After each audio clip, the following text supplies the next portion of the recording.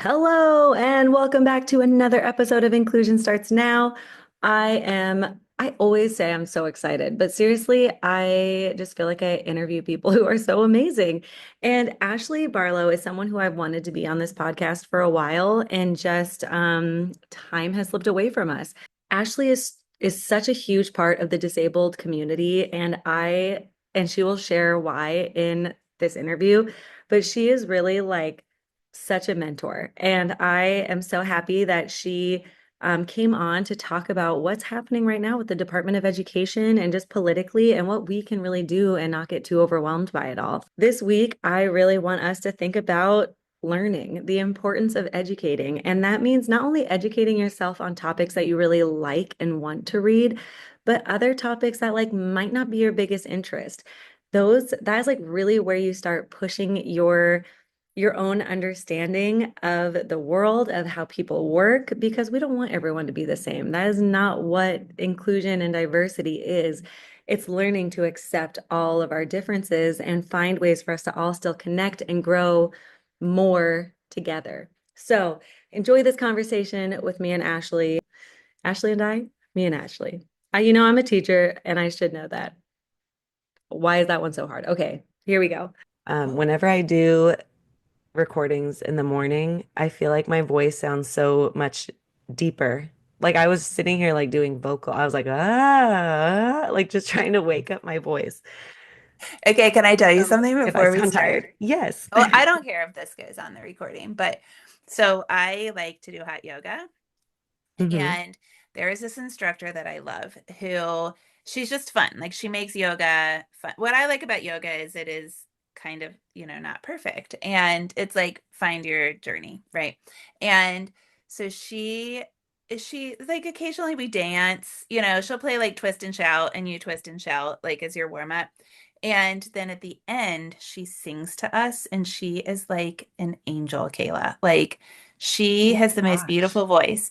And I was telling my best friend about it and how much I love it. And then I said, do you ever notice after hot yoga how you get in the car and like you sing to the music in your car and your voice is better because you're so warm? Like I'm not a singer. And my best friend was like, you should say to your instructor, like, do you ever notice like that your voice sounds better? And I just wanted to know if you like could evaluate my voice before and after class. No way. Did you? No, but I'm really Oh tempted my to because I gosh.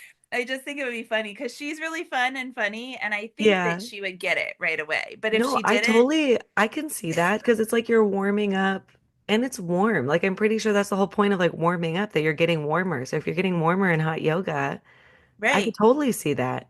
I mean, the whole point of it might actually be for our voices. That's it. It's not even for our body or mental health. No, It is just so we can all sing better. in the car. I need to go back to hot yoga. Jewel. What I'm really good at is Jewel.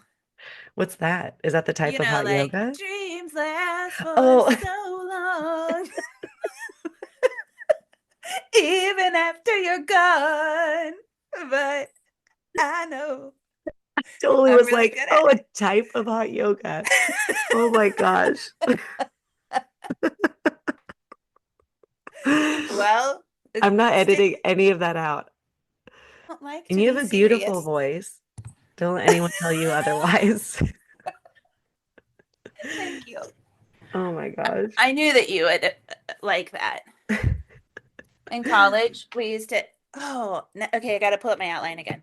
In college, um, we had to take buses to all of our date parties and stuff because I went to school in the middle of nowhere. And so I would get on the bus in the front. I sang these songs that I called Ashley Meyer songs. And I would get up in the middle and be like, one of them was Ashley Meyer, oh, walking down the street, Ashley Meyer, and then blah, blah, blah, blah, blah. And then it goes, I can't believe this. It can't be true. No one can look as good as me. Oh my gosh. And I need to start doing that to I just call my songs, like I put them in a playlist. So like 2024, they're all the songs that I like to sing to. And so I just put those Yeah. on. But I've had people be like, wow, this is just like a one woman show. Like you're just gonna sing every song as loud as you can. I'm like, yeah, it's my playlist. Like Do you what? not know? Like But that's the now whole I'm gonna point. start putting my name in them Yeah. so people know Yeah. that I'm also singing about me.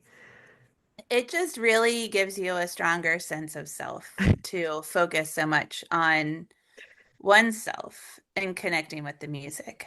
Exactly. I Mm. feel like this is our topic is about to so drastically change, but I feel like this is what everyone came for. Probably. I can't imagine that they would want to know anything else. No, definitely nothing about what's happening in our political system right now, nothing about educational rights. Um, Well, I everybody want to hear another prioritizes them Ashley Meyer differently. song.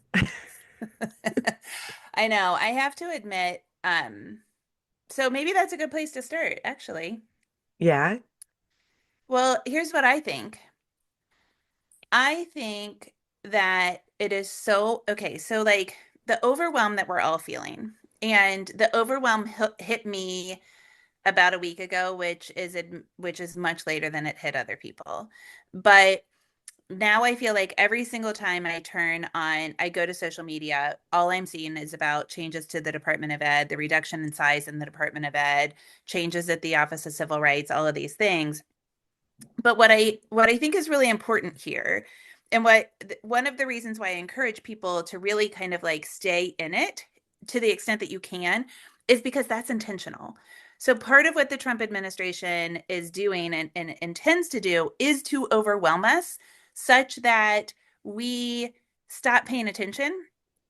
And like right now, they're kind of throwing stuff at us really, really fast, and then what's going to happen is they're going to start chipping away at things. And I'm not saying this as like some conspiracy theory. I'm saying this is like a plan that they have articulated out loud to start chipping away at things, and also basically like hiding little changes in other laws.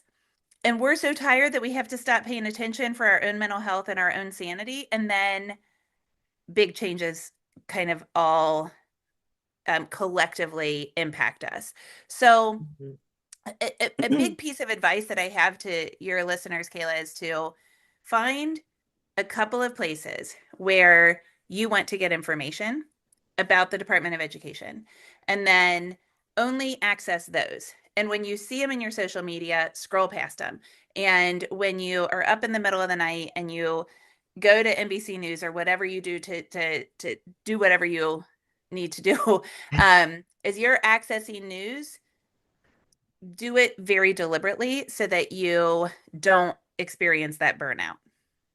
Yeah, I think that's really great advice. And I've actually started doing that myself, scrolling past certain news sources because I was just like, I feel like you're just trying to scare me with like all this information. And like, I'm gonna go get my information from like some trusted sources, like when I am like mentally ready to hear that information and then figure out what I want to do um, to keep fighting for uh, like everyone gets like good educational rights. Um, Yeah. which actually, by the way, we did not introduce you at all. And I want to hear resources. Okay, I'm going to write down that. Uh, Ashley, can you give it out a quick introduction of why you are like such a knowledgeable human being for this topic? I don't know You are. No, you why I'm are. so knowledgeable.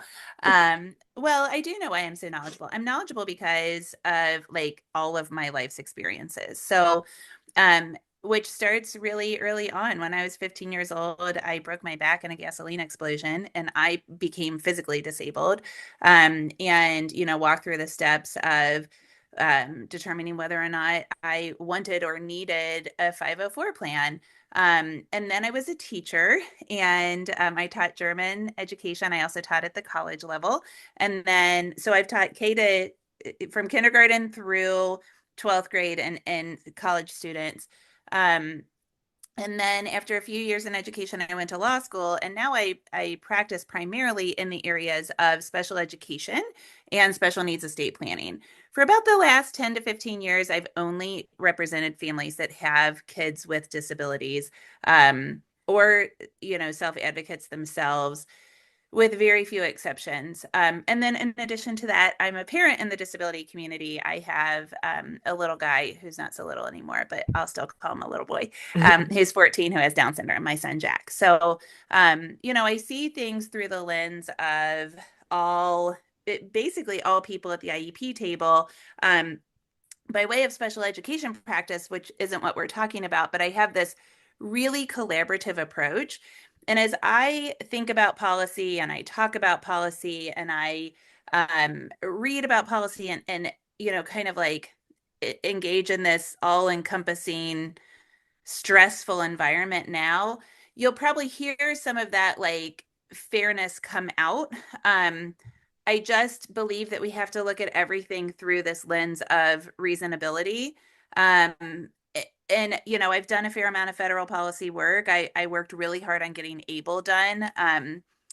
With a couple of different national organizations, and then I got ABLE done in my home state of Kentucky. So, I've just kind of taken an interest in politics and policy as well. Um, and I always say, like, leave it to Jack Barlow. I never thought I'd be watching C-SPAN, but I do. Wow, I did not know that first story. I Oh, didn't you know didn't? about the gas station explosion. So I was on a wave runner.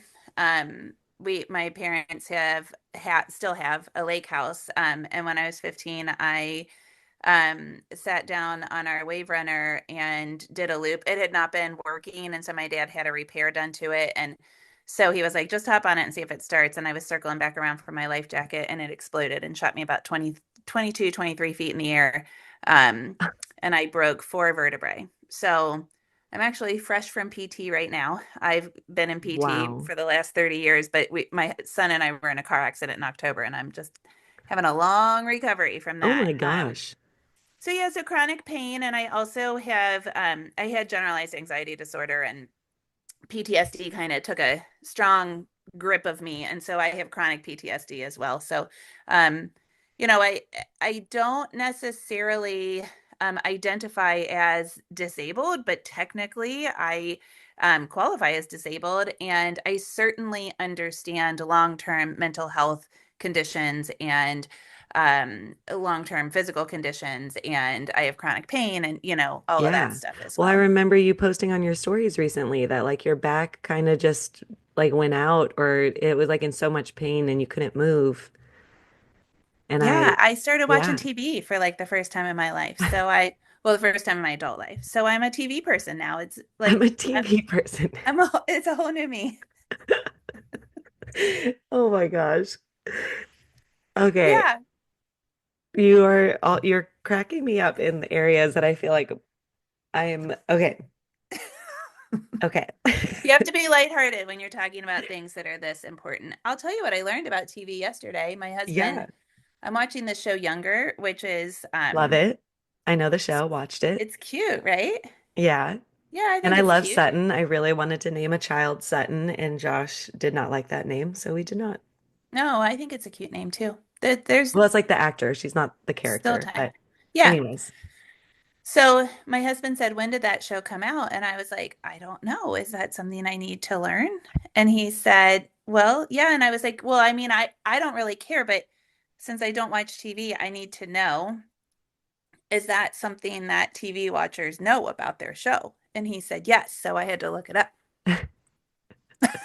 Well, I mean, I guess it's like it's interesting to know because if they say certain things, like because if they ever talk about like what's happening in that area of time, or Hmm. like I don't know, sometimes it's interesting to watch to be like, wow, look at the devices they're using or the clothes they're wearing, or like I guess Yeah, that's interesting. I like to know if it was a book first because I usually like to read the books first, which Younger is a book first. I did not know that until I was like in season two, and I was like, man. Well, I'm not going to read it now. I'm too far in. same. But I Just saw it usually on will the like, opening credits. And I was like, oh, I guess I never really actually look at it. Because I still watch TV while doing other things. yeah, I'm not that's a very what good sitter my down. husband does that. It's always like he will always have TV on. And it's so confusing to me. Because to me, I'm Yeah. like, if I see the TV on, I'm just sitting there like watching it. because I can't seem to separate, especially if it's a good story. Because then I'm like, oh wait, what just happened? Wait, what are they mad about? Right. Right. Well, I'm not very good at TV. So I can't be like watching TV and doing something else entirely. But like I'm Yeah, usually exercising or whatever. But while I have these like waxes and wanes of recovery from the car accident, I've had a few days where I've just had to sit on the couch and do nothing and I'm watching TV. that sounds nice. This is I like great it. avoidance of the current topic at hand. Yes. Well, okay, let's go back to the topic because I want to know what are there any resources that you feel like are good to learn, like that are Sure. Yeah, good is I'm so trying to find a better word than good. Reliable, like reliable sources. yes. So I think, whatever like major news outlet you like. I tend to like NBC News. But whatever news outlet you prefer is probably a good place to start. I also tend to get national news from NPR. Then I actually subscribe to Ed Week. And I think within Ed Week, you can get so many articles for free per month or per week or something. I think Ed Week is an extraordinary place to get information.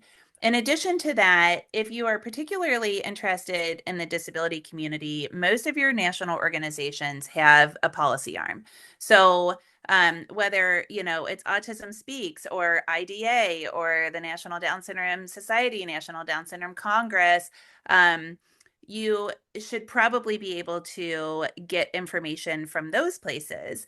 And then I would look within your state governments to see what your states are doing. So, I would look at protection and advocacy, human development institutes, USEDS, which are University Centers for Excellence in Developmental Disabilities, and organizations. Oh, your SPIN network is you either have a USED or a SPIN. And look to see, if they're putting out policy updates, if they're putting out stuff, and if they have in the past, then I would expect that they would be. So, following those places on social media, for example, can be a great way to get information.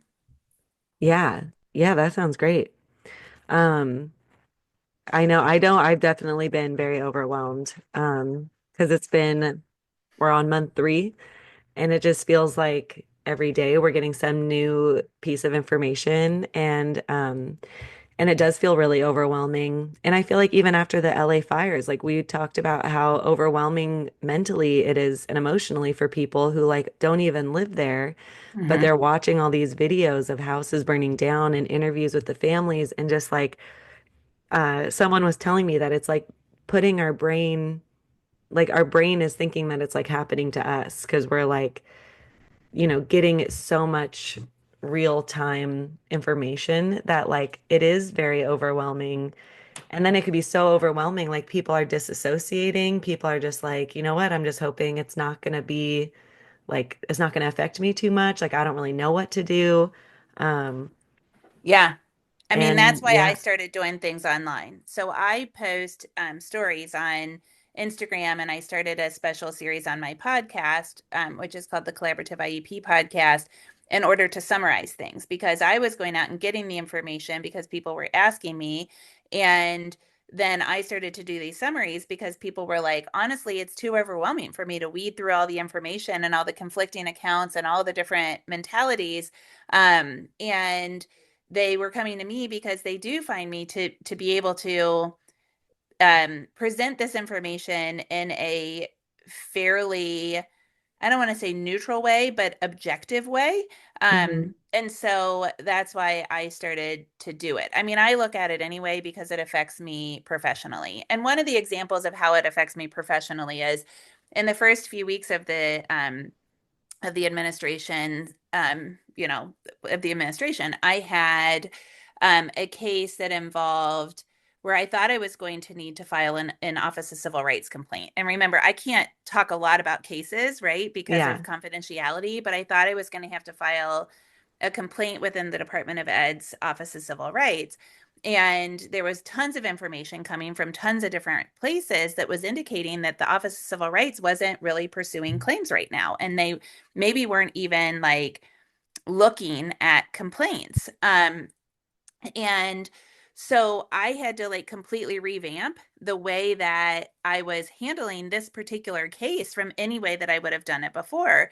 And I was contacting special education attorneys. Literally, one in California was the one that said, well, we do this instead. And so I I didn't want to file due process because of the timing involved, and I couldn't file an OCR complaint, and so I actually drafted a state complaint and a um, either a tort complaint to be filed either in federal or state court, which are two things I never would have filed in that case, right? And Yeah.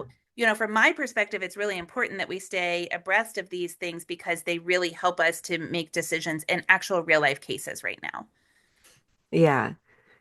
Yeah, I think that, and I have not listened to your new podcast episodes where you're summarizing these things. So I feel like I'm gonna put that in the show notes, your podcast, but I'm also gonna start listening to all them because I do feel like there was like right when it first in January, I did do like a big breakdown of like what the Department of Education does and what are the three biggest sections of that and what does it really mean to get rid of it.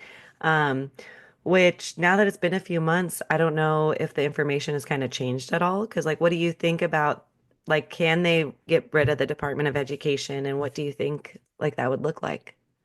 The information hasn't changed significantly since then. So there's two kind of threats to the Department of Ed. One is not a threat at all, but there's still the potential of the hubbub of it.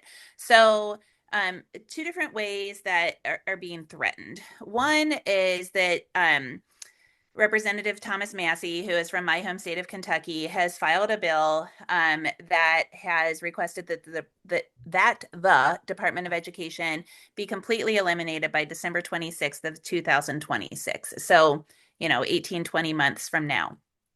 Um, he filed that exact same bill in the first Trump administration. It didn't get much traction. And there was a very similar bill that went through the House last year, and it didn't get enough votes. Every Democrat voted against it, as well as several Republicans. Um, that bill would need a supermajority, so it would need 60 votes in the Senate, and it's not looking like it would get 60 votes in the Senate. The Department of Ed is organized by statute, and so in order to dismantle it, you need that super majority. Hmm. Um, so it's looking like that, would be unlikely. The other threat is that President Trump has indicated that he would write an executive order trying to dismantle the Department of Education. And as recently, so we're recording this on March 17th, and things are going fairly quickly. But as recently as last week, he said that order was like coming together or something, and we could expect for it to come out soon. So, first of all, if he tries to do that, we would expect a lot of litigation around it, which is just going to be a lot of hubbub. As my husband said this morning at breakfast, that would be a very lucrative job to be, like a litigation counsel for the White House right now, because so much of this stuff is going to get stuck in the court system. But by and large, like not by and large, unequivocally, the Department of Education cannot be eliminated by executive order. So that's a hard no, can't be done. However, what we are seeing is that President Trump and his cabinet, largely through DOGE, that office that he established, the Department of Government Efficiency, that's the one that's run by, oh, that's fun. It did a thumbs up because I Yeah. gesticulated and then a thumbs up came up. There's a few Um, fun things you can do. I'm gonna try. Somehow, you can do balloons. Did you Yeah. know that? Like, Yeah. I think if you like get real excited, balloons come. I don't know, mine has kind of stopped doing it, but oh, yeah, peace sign got confetti, hearts does This is stuff. fun. Okay. Oh, I love you makes hearts. Oh Well, my I did a heart, gosh. like a heart This hand. is, oh, like a Swiftie. Yes. Okay, I And love then it. this is Okay. like, it makes it rock and roll. I There it like to is. rock and roll. That's from Austin Alley. You gotta put Um, your thumb in. Okay. Sorry, we got okay, okay, distracted. okay. Videos. So Doge, again, Yeah. it's easy to get distracted because this is not super fun to talk about. But Doge, so the Department of Government Efficiency has already taken a lot of action. So while the Department of Education can't be eliminated by executive order, the policies of the executive branch can really impact the Department of Education. And in my opinion, that would have a global negative effect on the special education community. So, things that we're seeing already is the controlling of funding and staffing. So one thing, for example, and we can get into any of these depending on how much deeper you want to get, but um, last week, in the middle of the week, I don't remember which day, I think it was Monday, actually, the Trump administration cut the staffing in the Department of Education by and large by 50%. 50% of people were asked not to come to work on Monday or Tuesday of last week. Very, very significant. So they can't eliminate the Department of Ed, but they can really reduce the amount of work that they get done by just getting rid of people. An example of how they can impact staffing is um, there's a lot of research that happens in government agencies, right? Like, if you just look at this from a business standpoint, when Congress makes laws, they want to see what their return on investment is. Mm. They authorize billions of dollars to be spent in the Department of Ed. So they want data to say how things are going. If they say, yeah, we're going to give $500,000 to this initiative, they want some data on how the initiative goes. And so there are these research arms, one research arm with a bunch of different agencies that research things about educational practice and inclusivity and how we're treating minority populations and all of these like really specific initiatives. And they like gutted that research arm, which is really problematic from a statutory standpoint because we have laws that say that, states have to report back, like as simple as it is. At the very beginning of Part B of IDEA, there are two sections. I think it's 1412 and 1413, or it's 13 and 14, which indicate that in order for states to be eligible for government funding and in order for local education agencies to be eligible for federal funding, they've got to report back specific information to the Department of Ed. And if they can't do that because the research arm is gone and that data collection mechanism is gone, then we what happens to the funding? It's Yeah. a big, huge question mark. And so do you have like an idea what happens or a guess, a I hypothesis? mean, it's going to get stuck in the court system. Like if there's any solace that we can find, it is how slowly the courts typically work. Because what'll happen then is um like from a research standpoint, let's say that, a state, just pick a state, I don't care, like California has a big grant for reading. I don't know if they do or don't, but let's say they've got a big grant from the federal government for reading and they say we're going to give you these 15 data points back to the federal government in order to get our grant next year. Well, if they can't if there's no place to report those data points, then what happens to the funding? Like then the Yeah. federal government can say, well, we're not going to give you your $500,000 because we don't have your data points. And they're like, yeah, we send it to an email address or to a website that doesn't exist anymore because that entire department's been shut down. Um, so, there's going to be all of these like holes in processes where stuff like literally has to go into the abyss. Um, and it's complicated. Don't get me wrong. It's not like I think that they could have said, well, we're going to eliminate this entire department and we're going to do a control find in the law and see where that department is, because the departments don't necessarily end up in the law too many places or even in the regulations, right? Like it is a very bureaucratic system. And I think that if you really look at the Trump administration's agenda, it is to get rid of some of that bureaucracy, which, I think everybody would say, yes, the government's too bureaucratic.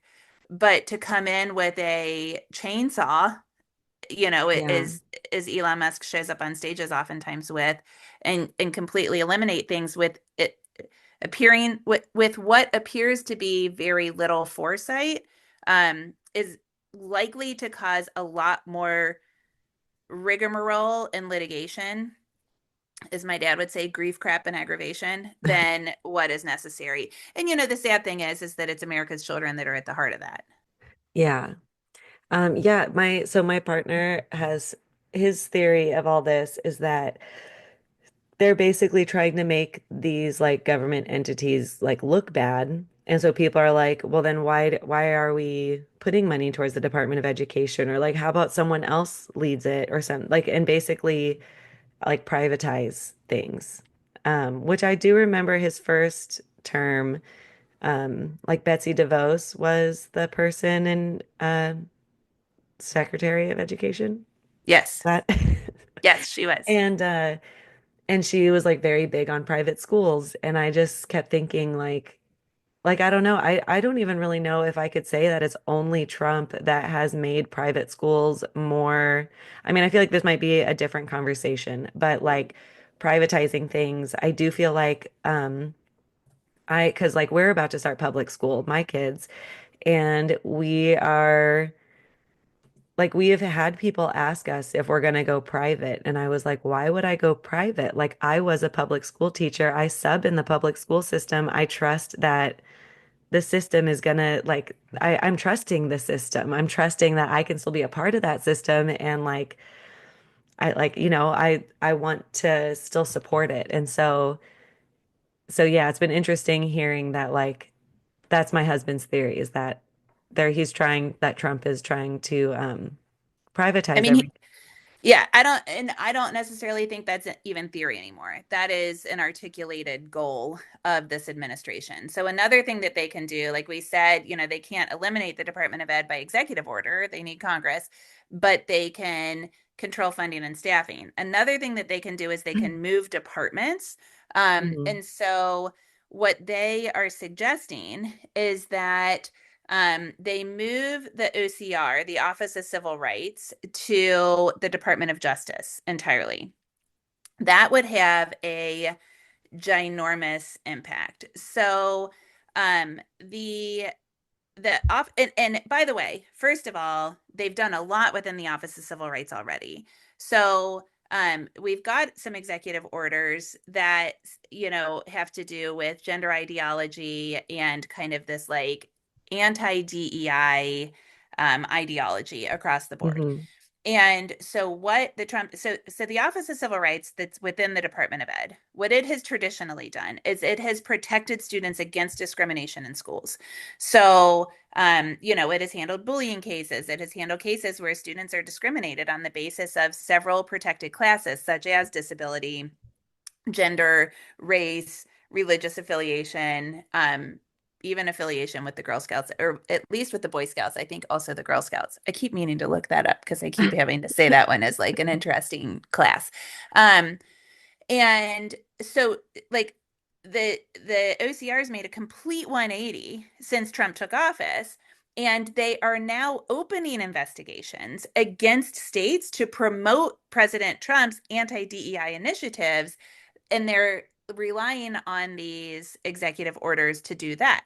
So they're opening investigations against like state high school athletic associations that allow students to participate in sports based on their gender identity as opposed to their gender that was assigned at birth. They are opening cases against universities that have gender inclusive bathrooms.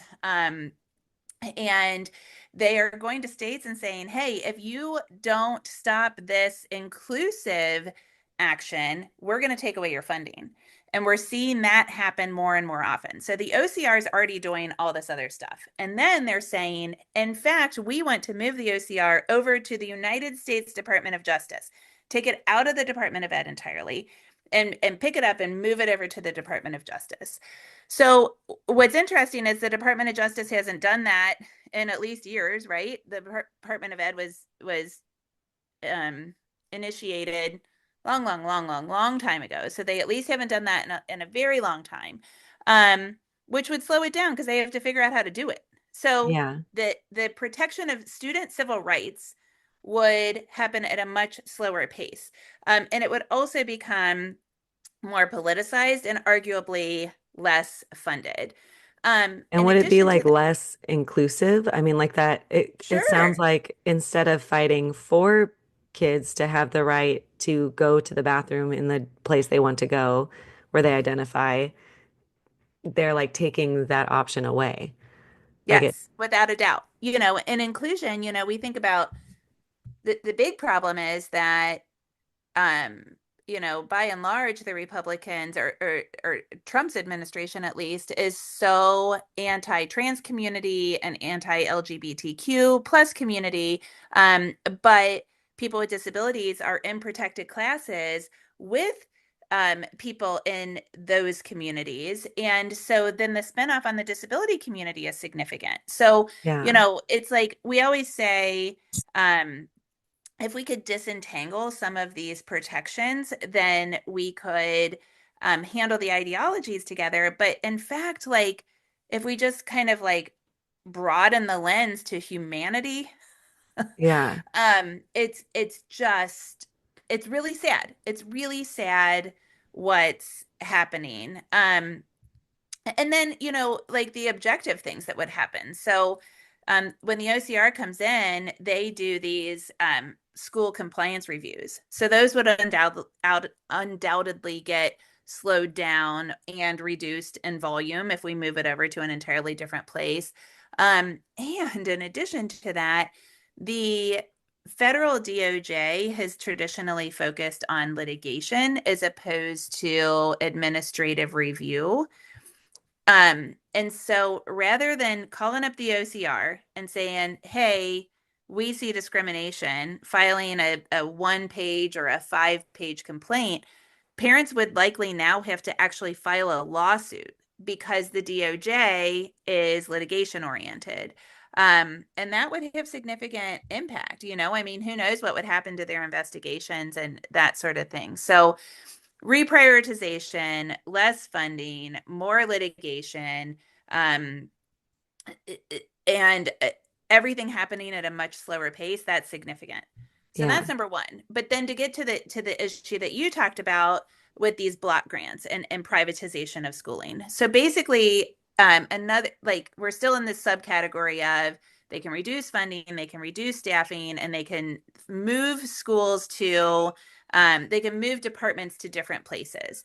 So the other idea is to move the Department of Ed's other things, like enforcement of IDEA, for example, over to a different government agency called Health and Human Services. And that's the agency that RFK Jr. is running. Dangerous all in of itself because RFK Jr. has said some things relative to treatment hmm of autism, even the development of autism or the cause of autism, whatever you want to call it. Um, Immunizations, all of those things, even access to medication. He said some things that are pretty contrary to what the disability community believes by and large. But then what would happen is schools would move with these no strings block grants. And what no strings block grants would mean is that states wouldn't be required to use federal funding on special education. They could use that money to go to private schools. So kids would go to private schools and the funding would go from the federal government to the schools, which would in turn take money away from special education and public schools. So obviously that could lead to unequal distribution of funds. It could lead to lower funding in special education services altogether, especially in underfunded states, like states that are already underfunded, and obviously weaker enforcement of the IDEA provisions in private schools, certainly, but also in public schools. So kind of like this less accountability thing, yeah, and then drawing money out of our public schools. From a colloquial standpoint, the other problem with privatization of schools on the disability community is like inclusion. So what happens if we do these block grants is that private schools and public schools, frankly, are like, I they all kind of choose a niche. So we're going to become the school that does a really good job at STEM, and we're going to become the school that does a really good job at creative and performing arts, and we're going to become the math college prep school. and we're going to train America's future doctors. And we become this like specialized place, right? Well, then we still have our neighborhood schools because they're going to exist. And so the people that are left in neighborhood schools are kids who don't get accepted to the other schools, including a lot of kids with disabilities, and also kids whose parents and communities don't help them to access the other schools. And so our public schools just become kind of like this like catch-all of, you know, the bottom, so to speak, like with Yeah. the way we used to talk in education, the bottom, which is terrible I because mean, we and I know, I yeah, kind of go feel like you say that it. is what's happening. I mean, I can see, and not even saying that like when I go into a school, I think that. It's more that like when I'm talking to parents and people, like how many people are like, I'm just homeschooling, or we're just going to send them to private school. Like we're not even going to deal with this mess. We're just going to go do that. But like to even do that, like that's a lot of privilege to be able to do that.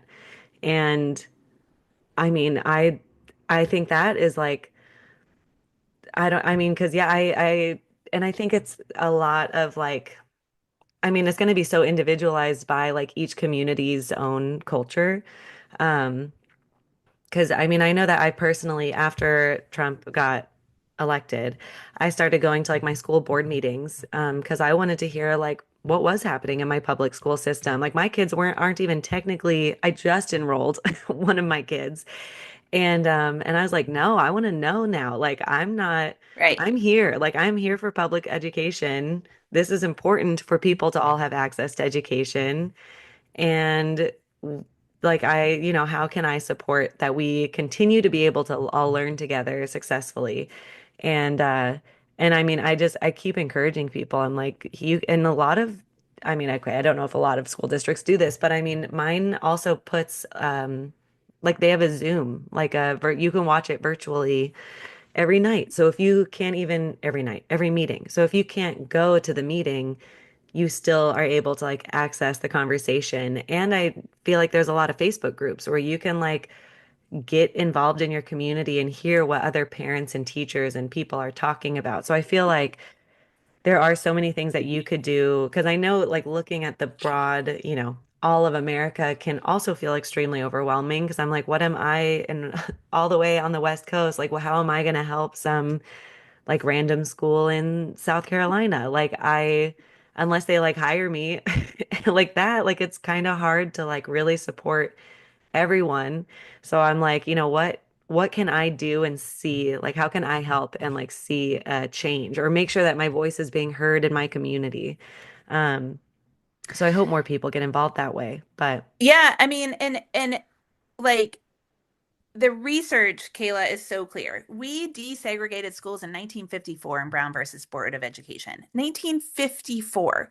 The threat of regression to pre-1954 is now significant. And that's scary.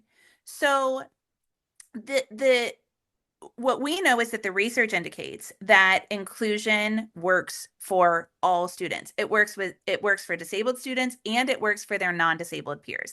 There is zero research that indicates that having students with disabilities in general education classes has a negative impact on anybody. There is research that indicates that it has a flat impact, and there is a mhm, lot of research, a very rich body of research that indicates that when disabled students are educated with their non-disabled peers, that the test results and the social emotional impact and the academic impact and the transition opportunities and so many other things are better. They are improved for students with disabilities, and they are also improved for their non-disabled peers. That's where the majority of the research lies. But there's no research that indicates the counter of that, only flat. So I think that's really, really important.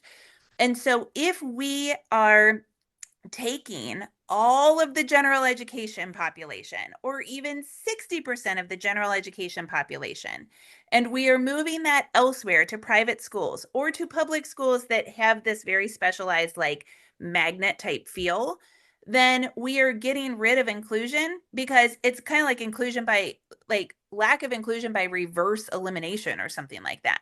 We're just kicking people out of school, which makes our schools less diverse, which then makes them feel far less inclusive. So, we're going against research and we're going against history. We Hmm. desegregated schools in 1954. Super significant. Yeah. Yeah, It's man, scary. it is. I mean, it's so as I have been saying, I've been subbing in a lot of different schools and stuff, just kind of like, you know, getting back out there, seeing what's out there for education. And I kind of wanted to see, I mean, part of it was like to have some sort of income, but the other part was that I was like, I want to see what's happening in classrooms now because I'm coming in as like an observer and I wanted to see. Because, and how many teachers comment on my videos where they're just like, kids just are misbehaving so much these days. They're just trying to put these kids with huge behaviors in my classroom and like no support. And so now I'm going in as a substitute. So I have no relationship with these kids. Like they Right. barely know my name. I don't know any of their names, and I'm only there for a day.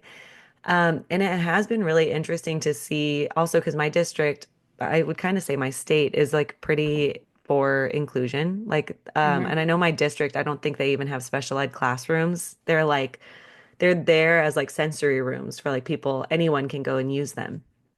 But there is still pushback from teachers, because there's, and I think it's kind of that, um, like shift of mindset of like what is the goal for school? Like, because a Hmm. lot of people are so focused on like the testing and like, how are we going to make sure the school looks good that we're like doing better in testing, where it's like I think that has been really detrimental to just like teachers like feeling successful. Because actually the last substituting job I had, I was like going into different classrooms so the teachers could go and observe other, like it was like I was moving around. And so I got to meet the teachers and I got to see the teachers with their kids.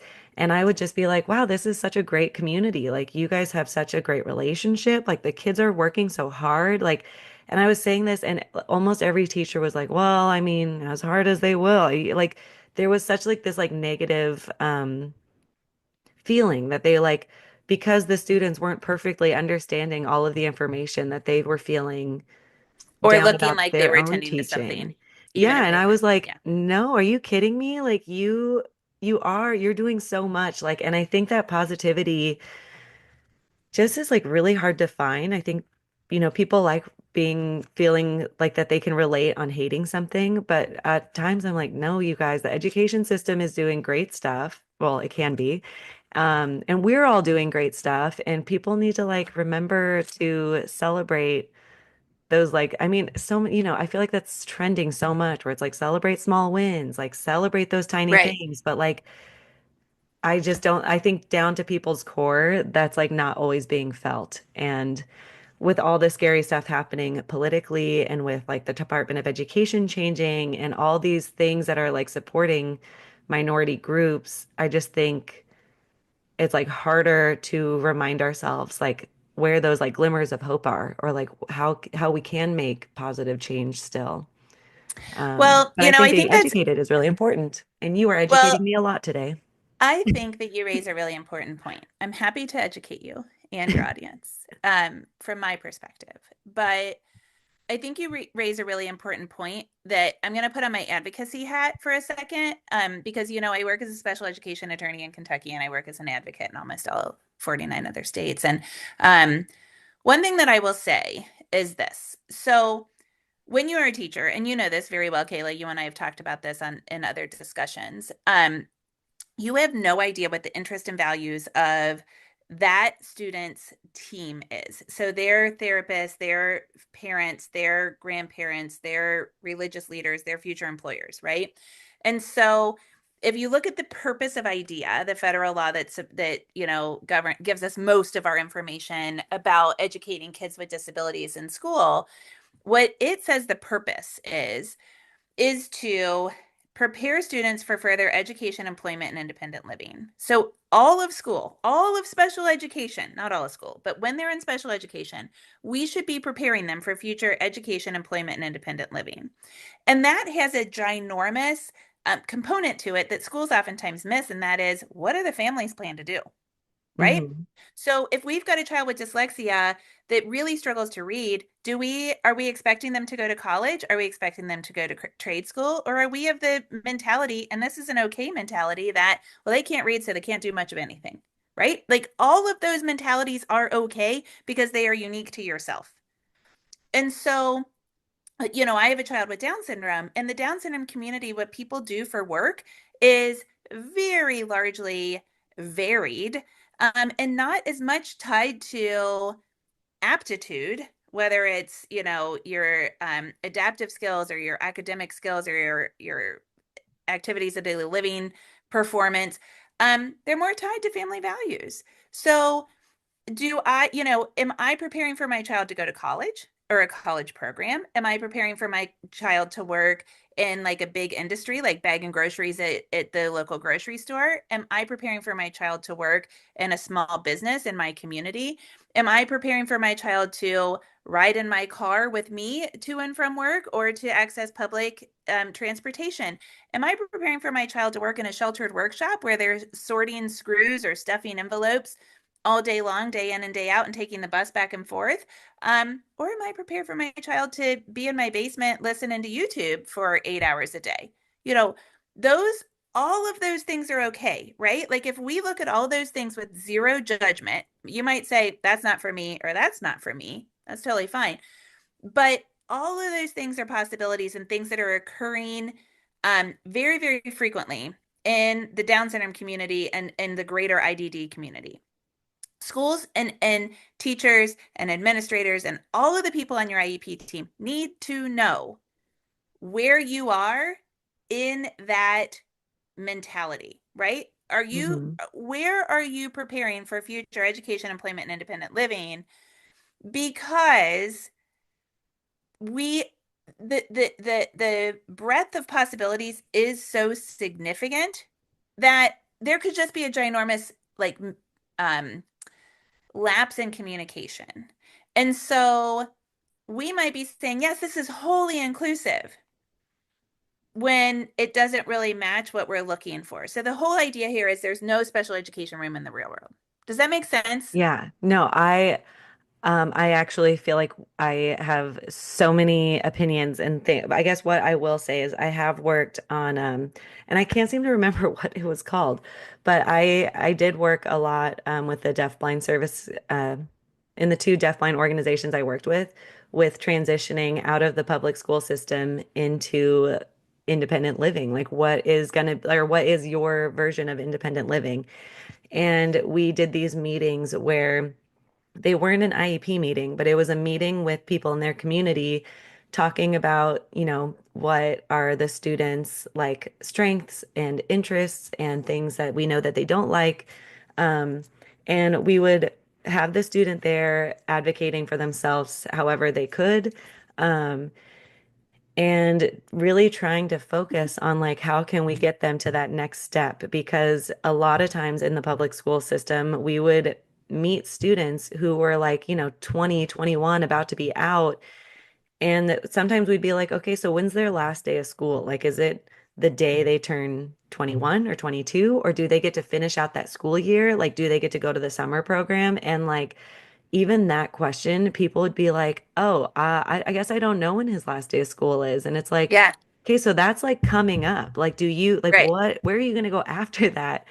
And like, you're supposed to be planning this years before if they say in the public school system till 2021 right. and or 22, birth to 22. I don't know. See, I feel It's like it's it's kind of different. your 22nd birthday under federal law. Yeah. So the Okay. end of your 21st year. Yeah, and so Yeah. what if you turn 21 in October? Like, is that it? And it was just like those, or 22, geez.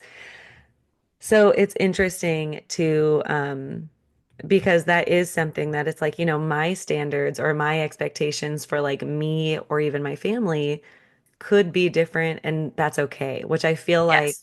I feel like that's a really important thing to say. That it's like not every person needs to come out and have a full-time job and huge groups of friends and, doing these things like, like what do they want to do? What is like a family, I don't know, norm? Like what that all of that plays such an important role. Um, thank you so much. I feel like we have so much more to say, but I do have to go parent my children that I can Yes. hear them screaming. But That's important. we're still going to throw this in here. I do Mystic Cat's tarot card reading at the end of every podcast episode. So we're going to do it still. Yes. Let's do it. Josh hasn't texted me yet saying that I need to be downstairs. So I'm just assuming everyone's fine. They're alive. They are. Yes. But yes, the kids are okay. Hopefully he remembered to put them in green. If not, I'm going to be running down with shirts. And pinch them.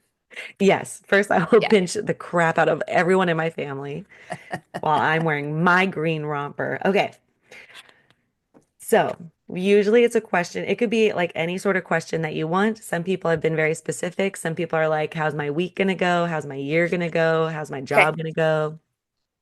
What would you like to ask? Oh my And yes, you have to gosh. ask it out loud Oh man. so So everyone I, can judge you. okay. How is my meeting gonna go today for my client? Ooh, okay. Now tell me when to stop shuffling. Oh, Stop. it's okay. And I was kind of doing it under the camera. Okay, I can see. here we go. Whoa, the hanged man. Oh my Is gosh. that bad? I don't know yet. The hanged man. It's a little cat hanging upside down. Um, the cat looks like a little silly, so let's see. Oh, you know what? This is actually one I don't know the answer to. I've been doing better at like learning the different cards, Oh no, I'm scared. but this one is like, what number is this? Here we go. I'm also afraid, but I will not show that. The hanged man thinks he's stuck in the string forever. If he just stopped squirming, he'd realize that he's just experiencing a new way to play. Take a Okay. pause from your actions, look at things with new eyes before moving forward. The upside down time is needed for a reflection before you can take the next step. Does that work? Sure. I That's better mean, than, you're gonna like have to find a new dying. school and move to a new state or something. So, Yeah. No, that just feels like you have to rethink. You feel like there's something that really needs to happen, but let's sit in this limbo for a little bit and figure out where can we're you gonna go picture next. me? I gotta go too, but can you picture me at an IEP meeting saying, "You guys, this morning I had my cat tarot card read, and what we have to do is we have to be playful, and then we have to think about this from a new lens." Please, if you do that, can you record yourself talking to them like on the side? I would I would love that so much. I would love to be in an IEP meeting with you. I feel like it would be fun. Or I'm assuming you make them super fun. I mean, you have to have a good time You come sometimes, in first with the song, like I always everyone. start them with a song. I usually walk in with like, I'm walking on sunshine. And I can't even imagine. You said, wait, did you do hot yoga this morning? No, no, that's Oh, why I don't I sound can't so even good. imagine how much more angelic your voice would be Angelic. after hot yoga. That's the right word. I mean, it's a delight and a pleasure for everyone in my presence after It hot really yoga. is. Hmm? Oh my They gosh. are probably happy I'm gonna arrive They today. I'm happy every time I get to see your face. Truly. Ashley, thank you so much for educating me and everyone who is listening today because I feel like I am like so pumped to like do the next step basically, like to just keep going. I feel like this was very like uplifting and educational to like know what's happening and know what I want to do next. So Ah, well, really, good. I So appreciate I'm it. posting, and thank you. Thank you for having me on to talk about this. I feel the same way about you. I'm always so happy to be around you. I am posting these updates a lot on social media. My handle Oh, on yes. Instagram is at the collaborative IEP. And on the podcast, we've got a special series. When this goes live, we will probably still be talking about the inclusion document that the Department of Ed issued right at the end of the Biden administration. I'm doing a two-part episode on that, and that is an incredible, helpful document that we can use in our IEP meetings every day. So that'll be out. And then next, we're going to talk about that 504 case in that special series. So good stuff happening. That's great. I'll put everything in the show notes too, so everyone can easily find you. Yay. Wow. Thank you so much. And I hope you have just a Thank you. lovely day. Thank you. You too, friend. Thank you, everyone thank you, everyone, for tuning in. Thank you, Ashley Barlow, for taking the time out of your day to come talk to me, and to all you listeners. Um, if you have any questions or want to connect with Ashley, her podcast and her Instagram handle, her email are all going to be down in the show notes. And thank you so much for being here. I'm excited for next week because why wouldn't I be? We're always excited. Celebrate small wins. Okay, I'm done. I'm tired. I'll talk to you guys all later. Inclusion starts with you, and I just want to help. Bye.